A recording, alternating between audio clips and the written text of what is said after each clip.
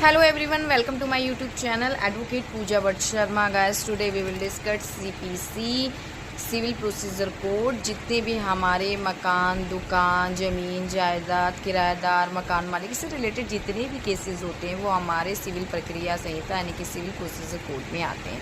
तो आज हम बात करेंगे order 12 rule number 6 of CPC। जब दो पक्षकारों के बीच में, दो पार्टीज़ के बीच में जो है कोई इसी तरह का कोई केस चल रहा होता है। आप जैसे कि आप देखते हैं इंडिया में केसेस का कोई वो नहीं है। केसेस शुरू होते हैं और ख़त्म होने का नाम नहीं लेते। 1 साल, 2 साल, 10 साल, 20, 30, 40 साल तक केसेस जो है चलते ही रहते हैं।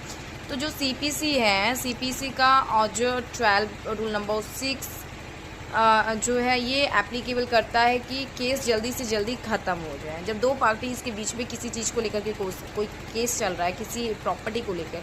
फॉर एग्जांपल मैं आपको बहुत एक सिंपल से एग्जांपल देकर समझाती हूँ। यानी कि A और B जो है दो पार्टीज़ हैं, उनके बीच में किसी दुकान को लेकर के जो है कोई केस चल रहा है। वो बोल रहा है, A बोल रहा है ये मेरी दुकान है, इस पर मेरा मालिकाना हक़ है। B बोल रहा है ये मेरी दुकान है, इस पर मेरा मालिकाना हक़ है।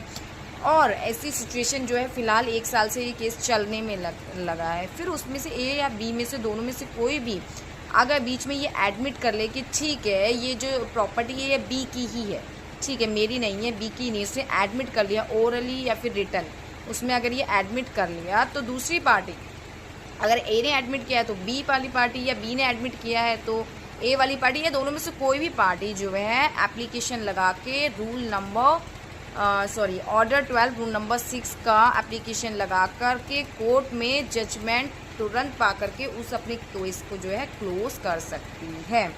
Order 12 CPC order 12 rule number 6 of the Code of Civil Procedure empower court to pronounce judgment based on admissions made by parties।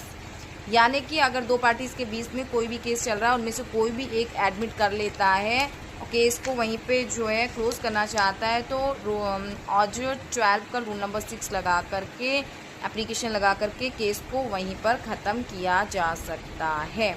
Civil प्रक्रिया संहिता के अंतर्गत जितनी भी ज़मीन, दुकान और मकान और किराएदार, मकान मालिक, इनसे लफड़े वाले जितने भी केसेस होते हैं वो सारे जो है CPC में आते हैं। मैं एक एग्जांपल के थ्रू आपको और समझा देती हूँ। जैसे कि आपका कोई एक ज़मीन थी और दो पार्टीज़ हैं A एंड B, और दोनों जो है ये दावा कर रही हैं उसमें कि ये मेरी ज़मीन है, ये मेरी ज़मीन है, और उन्होंने